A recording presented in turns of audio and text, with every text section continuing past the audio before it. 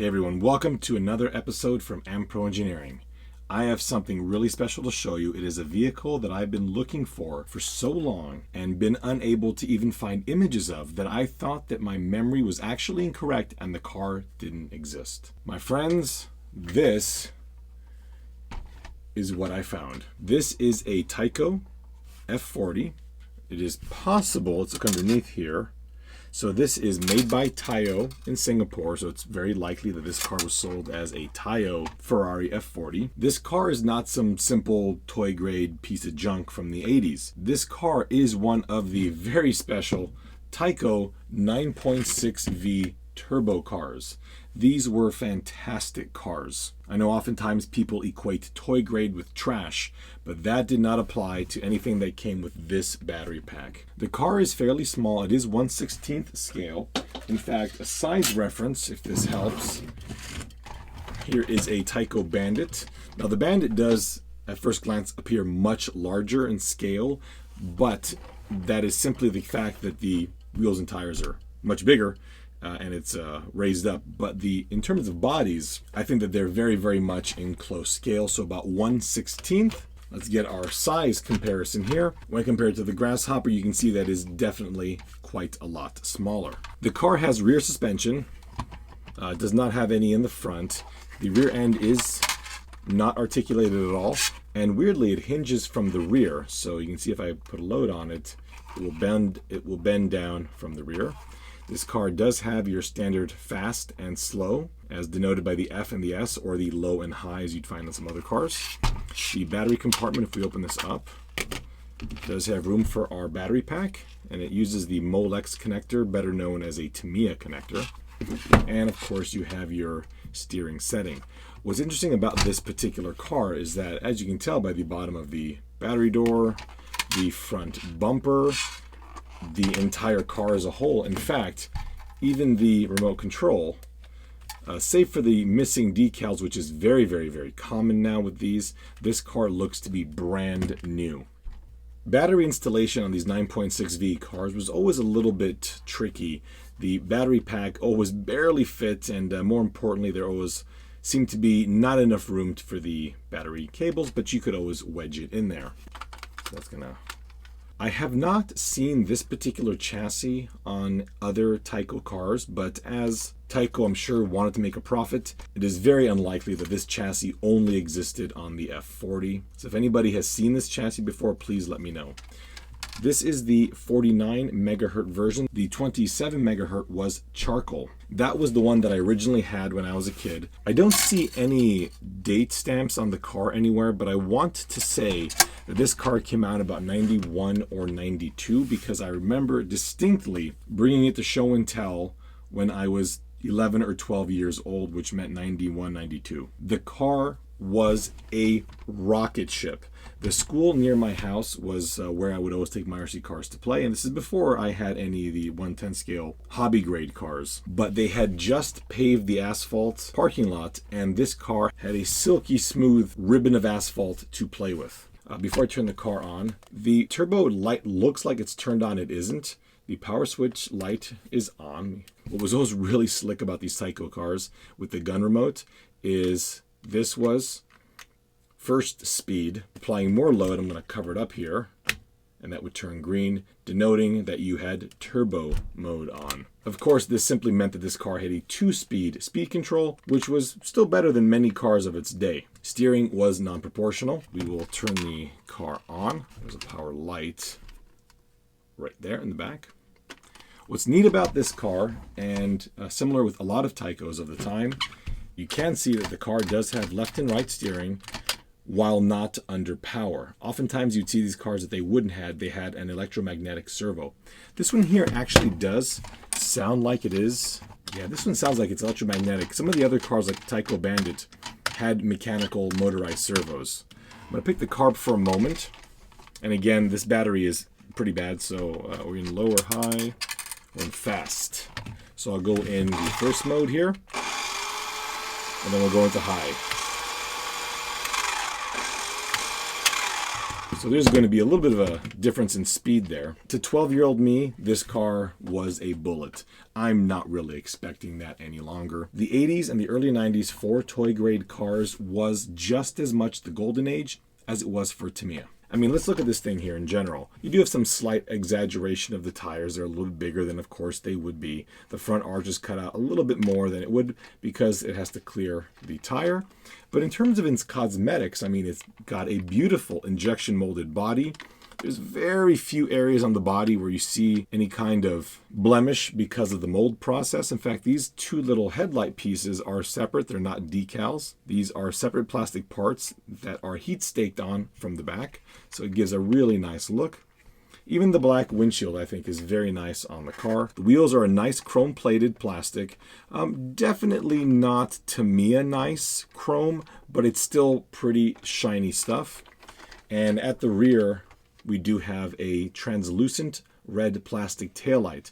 I always wished these would illuminate as a kid. In fact, I'm going to make them light up just at the rear because that's something that I always wanted. I would like to take this for a spin as soon as I find a parking lot clean enough to not sully my practically mint chassis.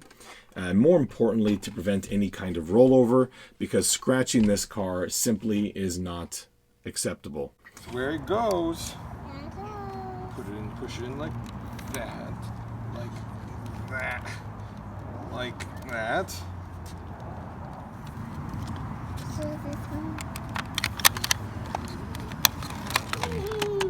Slow. All right, and record. It's been a long time. I wanted to do that one, Daddy. I wanted to do that one. Okay, well, we can play a little bit later. I'm just trying it out right now. I'll do that. That's really well. Can I do this one? Wait a second, baby doll. No, I'll do that one. That's really well. Mama, I'll do that one. I want to do that one, Mama. I'll do that one, Mama. Which one? That tiny one. You like the tiny one? Yeah. They got the thing on the bumper there. Fast. It's still low. Oh, Put it in those. turbo right now. Ew, Dang. that's going to be. That.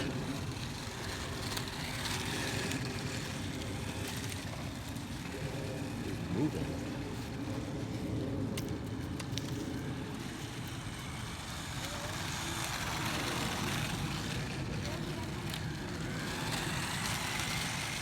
Dang.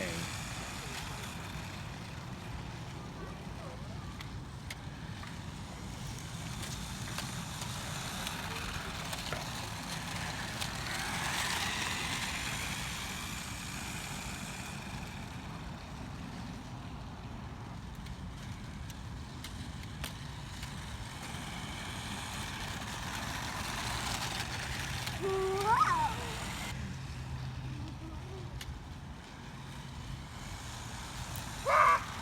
Oh, that's good.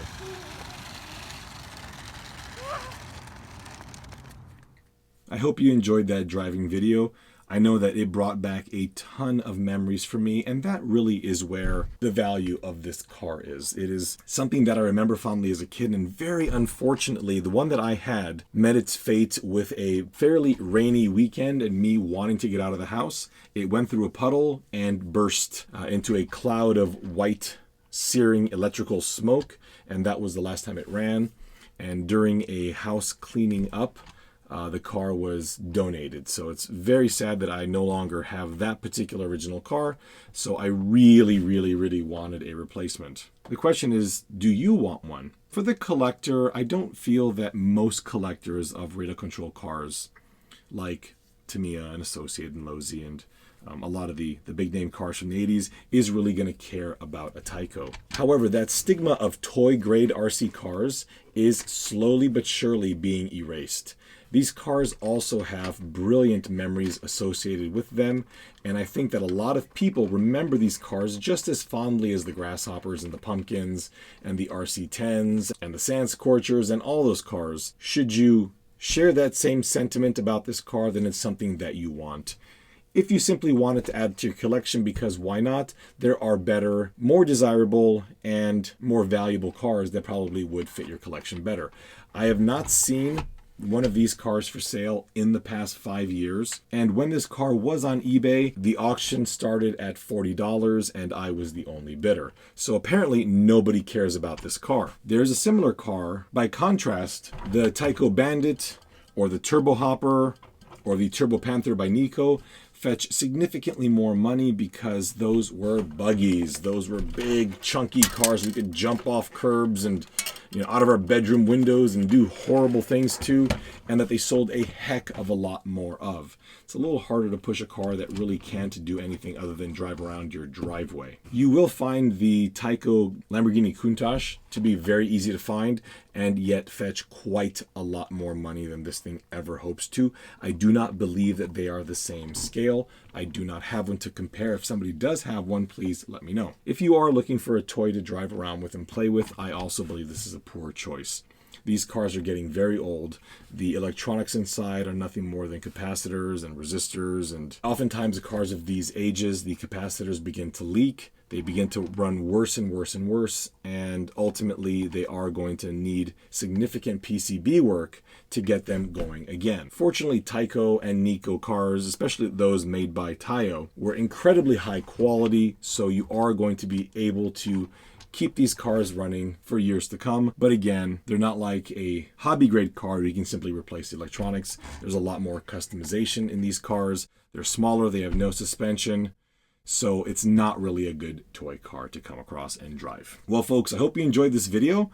I really, really love toy grade cars from the 1980s and 90s. They are just as much of a great memory as the more expensive hobby grade cars, and they are now really starting to show their value. So I'm really excited I found this car. Please add me on Instagram or Facebook at Ampro Engineering on both. Thanks a lot, and we'll see you next time. Ready?